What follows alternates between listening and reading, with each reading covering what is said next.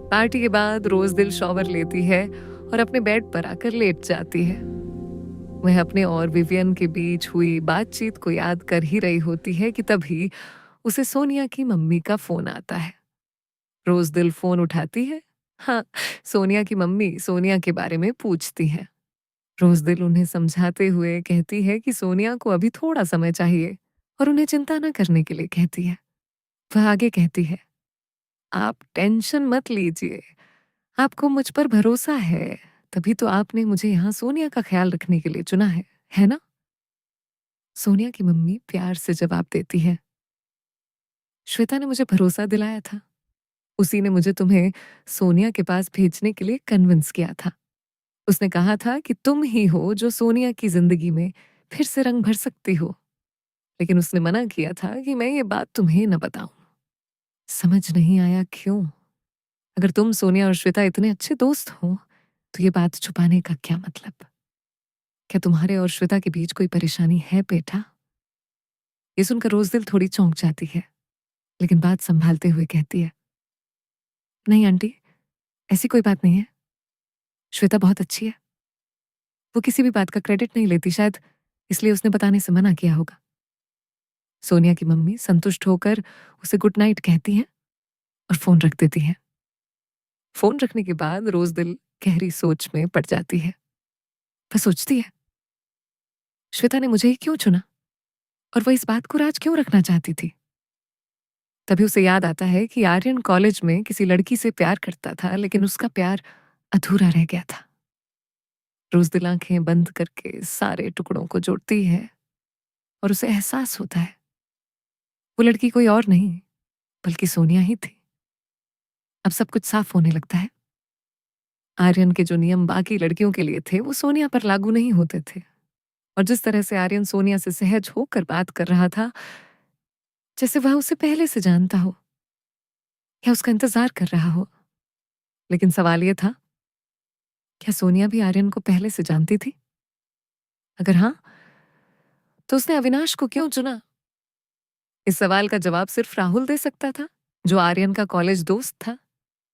रोज दिल बिना देर किए विवियन को फोन करती है और उससे राहुल का नंबर लेती है। विवियन बिना किसी झिझक के नंबर दे देता है। रोज दिल राहुल को मैसेज करके अपना परिचय देती है और उससे बात करने के लिए समय मांगती है। करीब 30 मिनट बाद राहुल का फोन आता है। रोज दिल सीधे कहती है, हेलो श्वेता, मुझे पता है कि फोन स्पीकर पर है और तुम दोनों साथ हो। श्वेता हैरान होकर पूछती है, तुम्हें कैसे पता चला? रोज दिल सवाल टालते हुए कहती है, मुझे सोनिया की मम्मी ने सब बता दिया कि मुझे कनाडा भेजने का प्लान तुम्हारा था ताकि सोनिया के दिल में फिर से प्यार जगाया जा सके। और ये भी समझ गई हूं कि आर्यन का पहला प्यार सोनिया ही थी और शायद उसी ने तुम्हें मुझे कन्विंस करने के लिए कहा था। श्वेता शर्माते हुए हाँ में जवाब देती है। रोज दिल पूछती है, क्या आर्यन का प्यार एक तरफा था? राहुल जवाब देता है, नहीं, ये एक तरफा प्यार नहीं था। आर्यन ने वैलेंटाइन डे पर सोनिया को 7 लव लेटर्स लिखे थे। हर दिन एक लेटर और हर लेटर में अपने प्यार का इजहार किया। सोनिया ने भी उन लेटर्स को दिल से स्वीकार किया और जवाब भी दिया।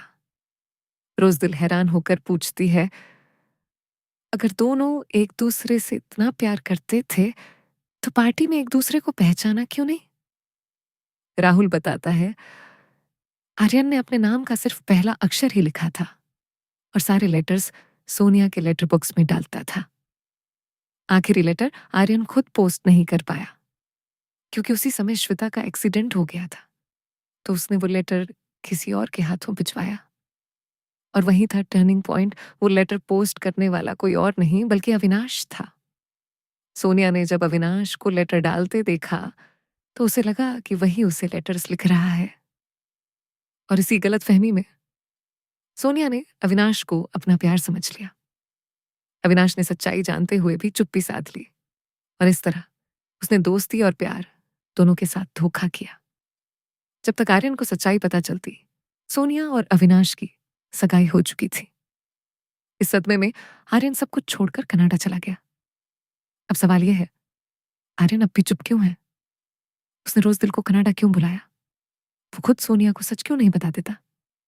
श्वेता कहती है, शायद इसलिए क्योंकि उसके पास सबूत नहीं है। रोज़दिल जवाब देती है, सबूत तो है, सोनिया के जवाब वाले लेटर्स और उसकी हैंडराइटिंग भी मैच हो सकती है। आर्यन इतना भी बेवकूफ नहीं है कि उसे किसी की मदद की जरूरत पड़े।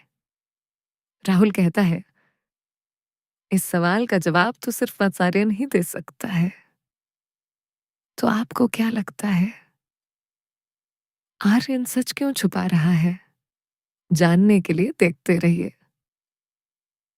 एक किस्सा प्यार का।